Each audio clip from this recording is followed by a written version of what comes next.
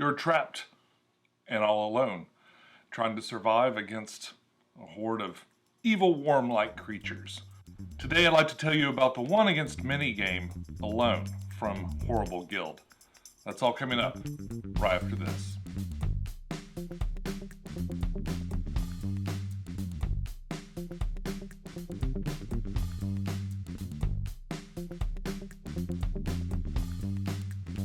Hey YouTube, this is Pecktec, and as you may have guessed, we're talking about the board game called Alone. And what I want to do with this video is kind of give you a brief synopsis of how this game works, and maybe give you an idea as to whether or not this game is for you or not. Alone is a twist on the one against many board game mechanic, where instead of a lot of good guys facing down one bad guy, it's turned on its head, and as the name implies, you're the lone hero fighting against possibly many bad guys. Ironically, with Alone, it is going to require at least 2 players. But you can play up to 3 people over on this side of the fence. So whether you're playing as the evil player, or you're the hero, desperately trying to find a way through this elaborate map that you can't see, and you have to investigate one piece at a time. You'll be making decisions to try to defeat your opponent. Ironically, with Alone, it is going to require at least 2 players. But you can play up to 3 people over on this side of the fence. So in the game Alone, the evil players see all. In this map, they have every room laid out. They can see where all the monsters are. They can see where all the danger is. And the shields put up to make sure that that knowledge remains on the evil side. Your hero's journey is pretty simple. There are 3 decks of cards. There's red cards, blue cards, and green cards. There's also a number of expansions that kind of add to these cards and add different kinds of elements of baddies and other things. So your game sort of starts out by picking one of these. The green and the blue are secondary missions that you have to accomplish before you get to unlock your final mission, and the red will be the final mission. All of these cards will have an icon in the top that will tell you what room that mission is. So basically you draw all 3 of these cards. If you get matching rooms, you'll have to swap them out.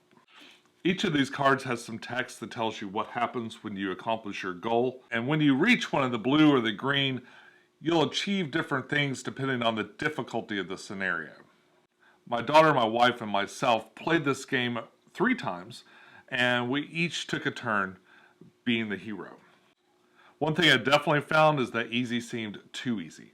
So I would definitely recommend maybe starting on normal, or maybe play an easy game to learn the game and then graduate to the normal difficulty as soon as you can. Each of these missions kind of adds a different feel to the game.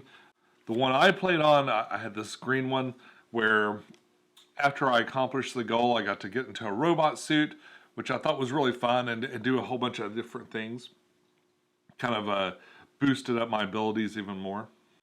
Another thing you do as the hero players, pick your hero. Like a lot of games, this gives you a choice of different characters you can play, and each of them has a little blurb at the bottom that kind of augments the rules in your favor slightly.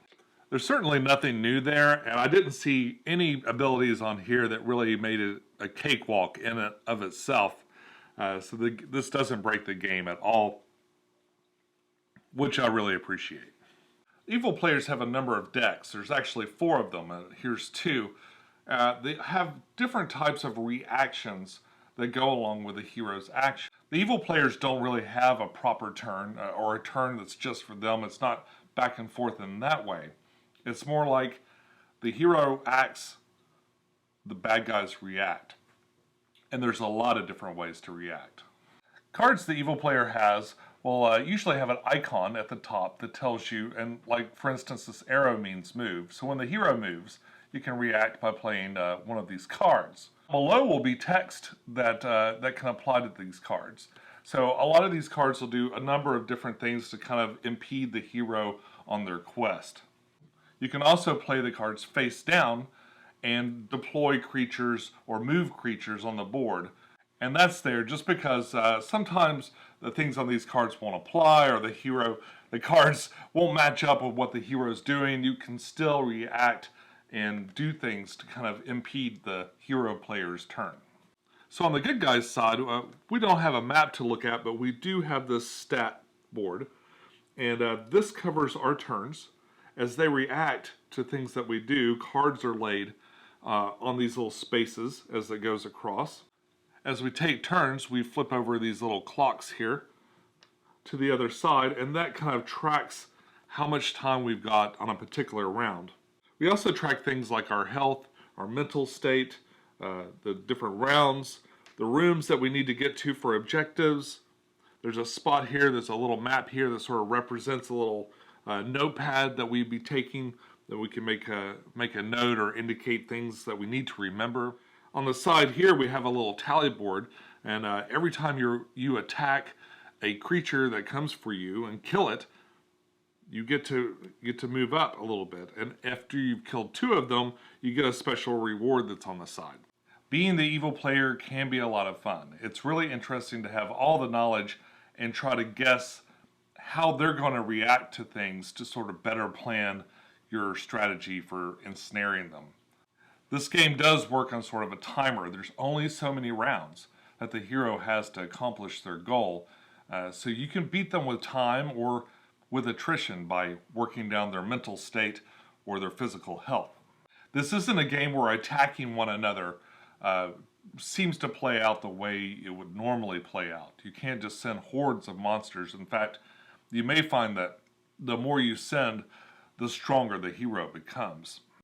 So it's really important to sort of marshal your resources and slow the roll of the hero so that they don't accomplish any of the goals that they're setting out to do. Now, as the evil player, there is a fair amount of upkeep in regards to the map. Every time something changes on the map, you've got to make your adjustments. A big challenge that comes with being the evil player, especially when there's a couple of different evil players, is you're not supposed to show each other what your cards are. And you need to discuss like who is going to go and maybe which one would potentially go better. As the game goes on, there's one hero boss that kind of gets switched back and forth that makes the ultimate decision on whether or not to play or not to play. But that's really difficult when you can't really show them what's in your hand, and anything you say is going to be heard by the hero player. A huge positive for this game is the amount of player aids that are involved. I've never seen a game with quite this level of player aids. There's pretty much a card that answers every question in this game. On the evil side, it was really simple. They had this big shield anyway. And most of the stuff that you need to know for the game is all laid out here. These panels are great. They cover things like for setup between rounds, the different states of the monsters and the different things that you have to know for that. It covers line of sight, revealed and lighted, different map icons, reactions, and things that you're going to see on your cards that you have to react to. Very well organized player aid on the evil side. The good player aids continue on the good guys side. There's actually 3 different cards that are double-sided that contain a lot of different information that you'll need to know. What's especially helpful to new players is you've got your round reference, the list of actions and what they mean. You've got all your information on the monsters and for nightmare mode, which is something that happens towards the end of your rounds. Information on completing missions and using adrenaline. It's all right here. So basically when we played our games, I read the rules and I kind of instructed my wife and daughter what to do. And we used all these references to kind of keep track of what was going on without them having to read one of the rule books. The rule books for this game are kind of a downside. There's a hero's book. There's an evil player book. And then there's like a basic rule book that kind of more or less covers the setup. This game also includes a scenario book. So if you want to play this over the course of several games and kind of do an overarching story, you can do that too. I've yet to try that, but we had just enough fun to where I think that would be something that we could do. It definitely wasn't a hard game to pick up. My wife and daughter are less enthusiastic about complicated games than I am, but they all had a good time. I think a lot of people will maybe not like playing the bad guys quite as much as the good guys, But it really is fun, and the more you play it, the more different strategies you kind of unlock with the different flavors of these reaction cards. There is a fair amount of upkeep to do, and I find that playing with more than one bad guy, one person can kind of be in charge of the map. Maybe the more experienced person's in charge of the map, which will kind of like one person's worrying about the upkeep and the other person's kind of analyzing the situation to see how they can make it worse for the good guy. It's got a neat mixture of strategy and luck. There are dice in the game, but there's things you can do to kind of like increase your abilities or increase your chances of luck with these dice or decrease the chances of luck with the dice. And so I felt like there was a really good balance there. But I really love any game where you get to roll some dice. Ooh, I did pretty good. Another thing the Hero has going for them are equipment. If you get into a room, you can pick up to 3 of these equipment cards, and let me tell you, they're lifesavers. Each of these equipment cards, of course, will augment your skills in a beneficial way. But what's cool is they also have the ability to take energy from one card and add it to another card, unlocking another ability on the bottom. If you're playing as a good player and you're not doing your best to get as many of these into your hand as possible, you're not doing it right. There is a limit of 6, but what I tended to do is I get them and I use them as much as possible. Anything that I get, I make sure to use, I use them up, and then I search and I find more. These equipment cards cause all kinds of frustration for the evil players, and you definitely want to pick them up when you get the chance. This game is something you might call token heavy, and it did take a couple of games to know which of these tokens were appropriate for which of these bins. I did feel like the packaging wise for this game, they did provide you with a lot of interesting things like these little plastic bins to hold the different tokens. Very handy, and you can bag these things up, put them back in here, and put them back in the box, and it all stays pretty well. If you like to paint your miniatures, I had a great time painting them. They were actually really, really easy, mostly because whoever sculpted these things decided that they hated faces, and there really are no faces to paint, which to me are the hardest to do anyway. It was good too, because there was a variety of things to paint, but not too many. So I was able to paint all the miniatures for this game, basically all the base game miniatures and all the expansion miniatures and stuff that came, because this was part of a Kickstarter. I painted all of it inside of I guess maybe a week and a half, painting at night instead of watching TV. I did find that the inserts for this game are a little bit grabby with the miniatures, and that you kind of have to really pull them out. That abrasion probably will scratch the paint. What I did to sort of fix that was I went in with an X-Acto blade and just kind of made it a little bit easier to pull the miniatures in and out with. I found the artwork in this game to be really spot on. I love the tiles. These are the room tiles. There's a lit side and a dark side. So when you turn the lights on, you flip it over to the other side, and of course, it's the same room. It's just brighter. There's definitely a story to tell in every tile. I'm not sure what happened here, but it doesn't look like things went well in the med bay. And these things are kind of gradually uncovered. As you get to the end of your round, everything that's not adjacent to you goes away, so you kind of have to remember it, which is a great time to use your little handy-dandy notepad here on the side. Playing as a hero player is fun and stressful. It can be really difficult to move carefully and accomplish what you need to do in just the very few rounds that you have. Now, as you go, you have adrenaline you can use. Adrenaline does 2 things. It can either let you do two actions in one round, or you can cash it in to get back a little bit of health, either mental health or physical health. As the evil player, you'll find that it's not a simple matter of just sending enough monsters in to kill them, as everything you send for them seems to make them stronger. It's knowing when and where to kind of pose a threat, or possibly fake out or throw a trap in. Really, I think the best strategy seemed to work for me was just to slow them down.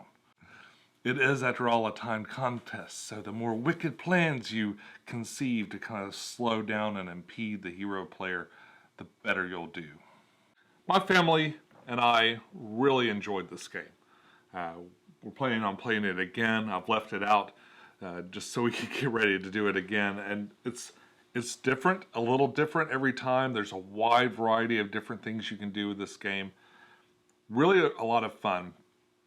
It seems very rulesy at first. It can be somewhat overwhelming, but that is easily mitigated with just all the player aids. I mean, and the player aids are kind of well organized. I mean, you're looking at this and saying, oh my gosh, well, that's a lot of cards with a lot of information, but it's kind of split up, so the relevant stuff is where it needs to be. I mean, you've got your list of actions. This is basically everything you're going to have a choice to do. You got your little reference sheet for what happens when you gain experience from killing the different monsters. In short, I highly recommend Alone. I think it's really great. I haven't played with the Kickstarter expansions, but we've really just kind of gotten into it. We spent about a week playing it back and forth, taking turns, being the evil player, being the good player, and it's really been a lot of fun. The miniatures were a pleasure to paint and not very difficult. And overall, for the price, I feel like there's a lot of game here, and it's really a lot of fun. We really enjoyed this game. It feels like when I back a Kickstarter, sort of a crapshoot as to whether or not I'm going to get something that all of us are willing to play. In truth, I bought this game thinking my gaming group would really enjoy it, but I haven't been able to see them for several months. So I was relieved when my wife and daughter were like, yeah, we'll give it a try. And even more relieved when it ended up being the kind of thing that was so intuitive. We were able to play it and have a great time. That's all I got for you for now. If you like this video, please consider giving me a thumbs up or perhaps a subscribe. And if you have any questions, I'm here to answer. Just let me know and I'll answer as quick as I can. Have a great day. Bye-bye.